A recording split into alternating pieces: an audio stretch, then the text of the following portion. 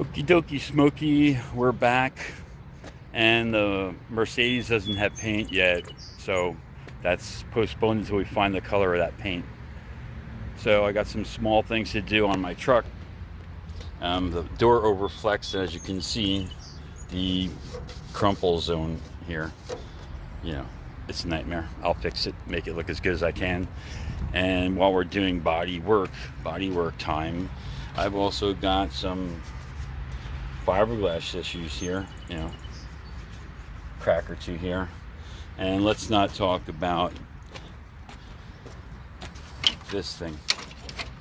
I'll refer to this later. This happened when one of the spring fasteners to hold the hood up snapped, and it released the hood too fast and just made a mess of everything. But that's the short projects I have going on while I'm down from my other gigs. Anyway, I'll be back. So moving forward, this seems like one of the easier fixes to fix. The fiberglass is actually intact. It's just the plastic that they put over the fiberglass is chipped off. So let's do a little touch up.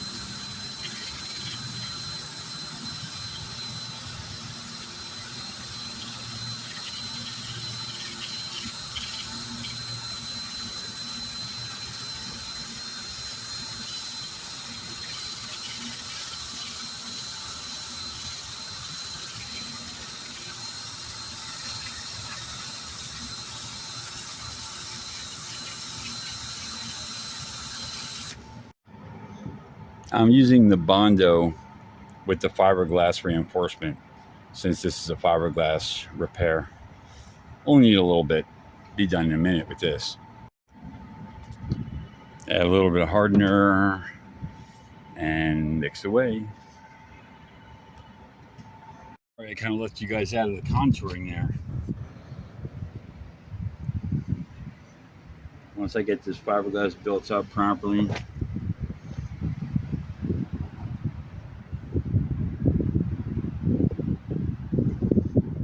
be able to come back and shape this back to what the fender used to look like.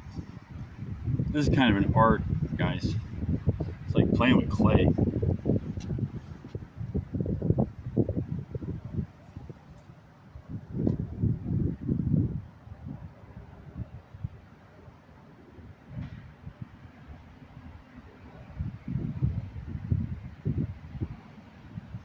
There you go. Let it dry for about an hour, and then I'll be back to do some sanding.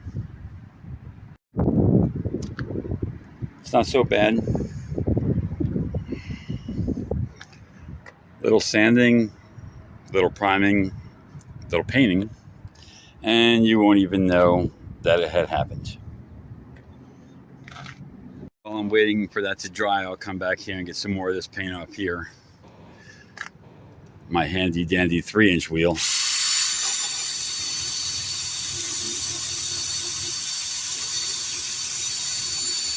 Probably need a new wheel on this because I was using this before. Well, it's working pretty good. So got to get all the paint off this. Then I'm going to actually take this this dent from the inside and from the outside and repair it. I don't want to just bang all the metal in and have the door sink in. So I'm going to put a pry bar on the inside of the metal and then hammer from the outside against the pry bar in the middle. Now, it's kind of hard to do this with one hand, so I'm going to turn this off for a minute, but you see what I got going on here. This is my boredom while waiting for the Bondo to dry. Well, I got what I could get off that's not dented in so far beyond the wheel. So I'm going to open up the door, take the inside door panel off, and stick a crowbar back in here and bend this back out. You can see where the metal actually ripped from the dent. But this happened when I first bought this truck. I was down in Newark, New Jersey, and it was kind of windy day.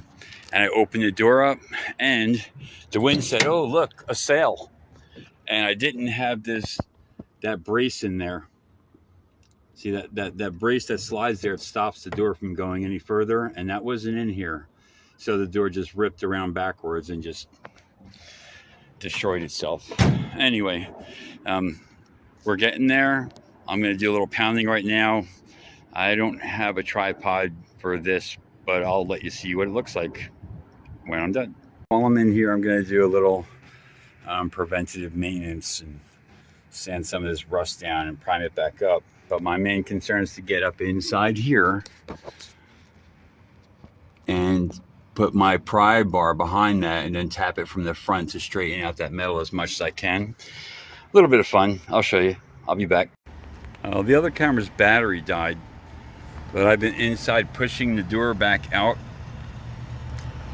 and you can see now the big gully that was right here is now back out. I brought this all back out. This is the worst area here. You can see this. This is where when the door swung open, it actually hit the hinge inside and bent it out. Now, that's not the prettiest of bang back in, but it's back in there to where I can put some Bondo on this, level it back out and paint it and make her look decent again. So anyway, I still haven't sanded the inside of the door for rust proofing, but I'm going to do that right now and I'll be back. So this is what the door panel looks like. It's, it's 39 years old, whatever. So I'm just going to hit this with sandpaper and then just put some Rust-Oleum primer on it and put it back together, and it should be fine. So this is the look I'm looking for. You see I've got all the surface rust off. So that's what'll be ready for primer, and I'll be back again. So I didn't want to sand through the thin door panel, so I used an abrasive that isn't really for tearing metal off, just taking surface rust off. And I've got metal now, so I'm going to give this a shot of primer because it's about to rain, and I'll be back. So there you have it. There you have it. Rust is all gone, and it's got a Rust-Oleum white primer paint over it, and the inside of the door panel, which no one will ever see, also protected. So back to the outside before it starts raining again. Well, here's the very thin Telecoat. This, I'll be able to sand this down and find any of the high spots of the metal and then tap them back in a little bit if I need to. I don't know if I will, but I'm ready for it. And the inside door panel is drying here. And on the other side, I've already done a touch-up primer paint on this. So this was the other fiberglass crack, and it's no longer cracked. And as you can see, I'm not a big tape fan, so just spray without tape. Use a cardboard as an edger. And this is the second coat on this one to bring it up to level with the rest of the fiberglass. So once this one dries and the other one dries, I'll put a rough sand on these two, and this one will be done with a rough sand and a finished sand. The door will probably need and this is just going to get a wet sand and another coat of paint, and the door will have to be sanded and checked for height and then primered and sanded again, blah blah blah. You know the drill. I'll be back. Well, it's starting to rain. So this is what she looks like before the final coat and sand is done. You can see how the door, it pushed in the front fender a little bit when it swung all the way wide open, but I'm not worried about that. I'm just worried about this. And right now, that looks pretty damn good compared to what it looked like before. And we come around to the other side, we've got this. Fiberglass is so much easier to work on though, it's really kind of pathetic. So that and that look pretty good right now. And now if I put the hood down real quick, pardon me, I'll do this really, really fast. There you go, so you can see the ugliness here. Get this out of here. There you go. Now, that looks fantastic compared to how it looked before. So, still got this to contend with, which I'll work on from the back side, fill it in with something, and then put some fiberglass over it. I still got this nightmare here. You know, this needs some help, and this is all because that cable inside the hood snapped, and the spring load couldn't hold the roof support, so the whole hood crushed down onto the bumper and cracked all this fiberglass under here, which I'll be repairing, and of course cracked my grill. You know, so I got some work to do, but this is what she looks like now. Much better. Doesn't look all mangled up. So I'm planning on doing all this rust up here, and then I'm gonna, after I seal all this, I'm gonna paint it. What color do you think I should make all this white? I want to get rid of all the white. You know, I want it to be a little bit colorful. Maybe even put a logo on my door, huh? Yeah, right. Not happening. Anyway, say goodbye to Bertha for today, and see you soon.